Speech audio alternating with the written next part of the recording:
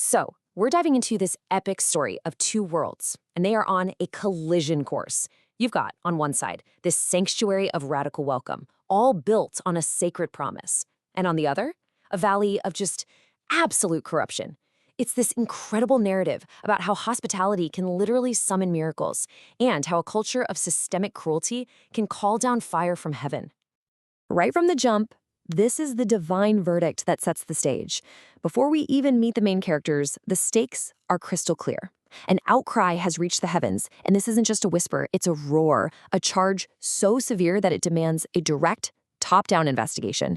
You can just feel it, right? The air is thick with impending judgment.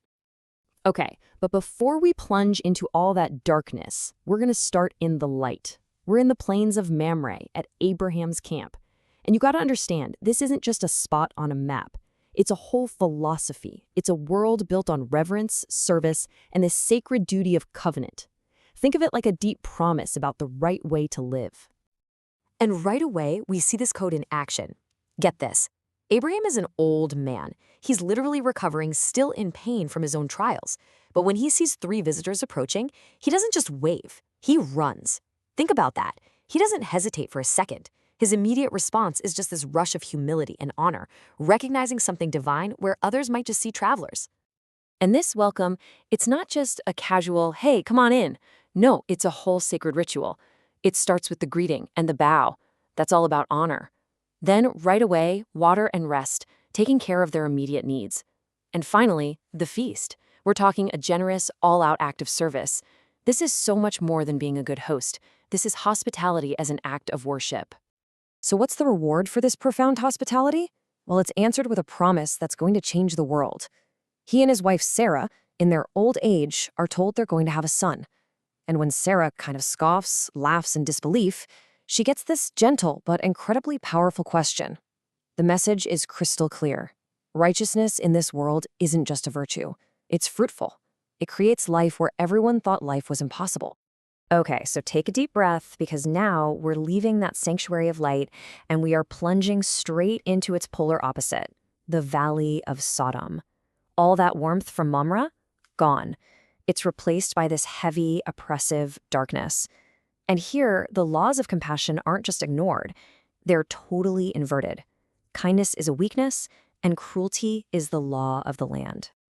And look, this isn't just a few bad apples. The wickedness in Sodom is systemic. It's woven into the very fabric of their culture, a society basically designed to self-destruct. Their parties become violent rampages. Their legal system is just a tool for the powerful to exploit the weak. A stranger here isn't someone to welcome, they're a target to be plundered. So you remember Abraham's ritual of welcome? Well, this is its twisted, dark reflection. Where he offered rest, Sodom offers torture. They'd set up these beds in the streets, but not for comfort. Oh no. If a traveler was too short for the bed, they were stretched. Too tall? They'd be compressed. It was this sick ritual designed to literally break anyone who didn't fit their mold.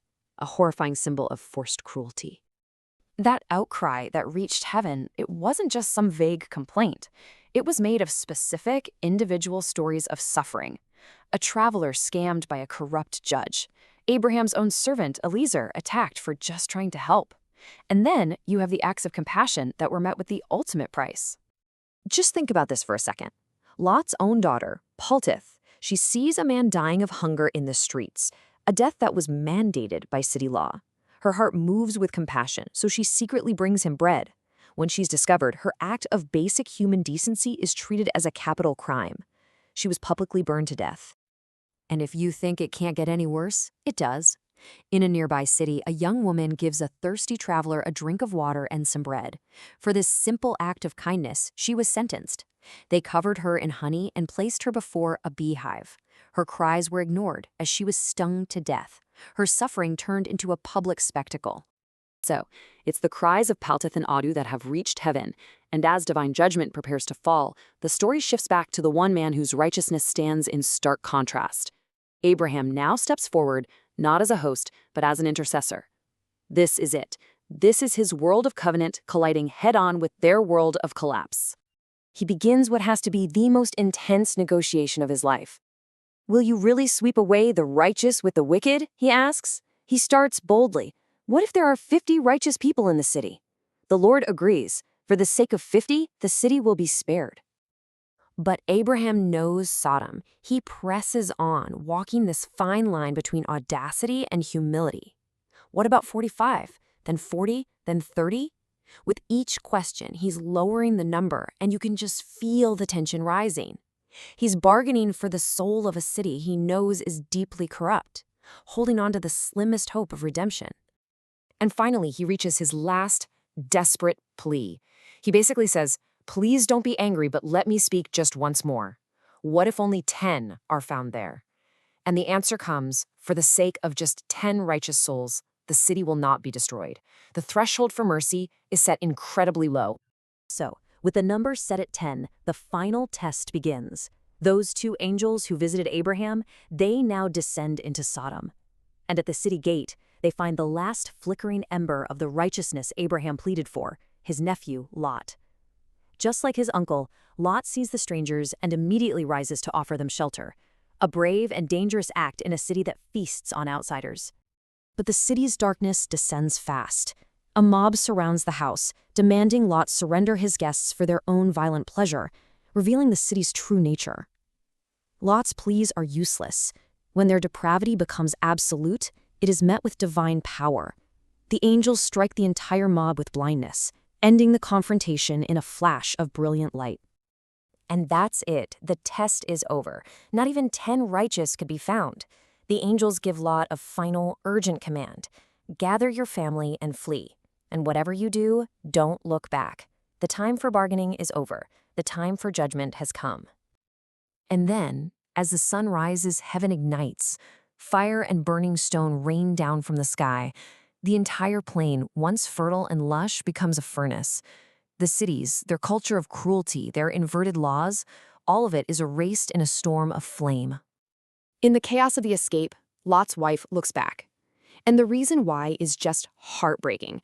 Her heart was moved with compassion for her married daughters who had refused to leave.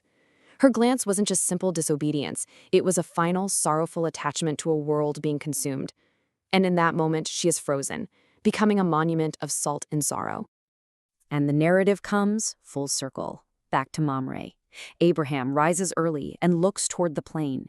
He sees the smoke, the final evidence of the judgment he tried so hard to negotiate away.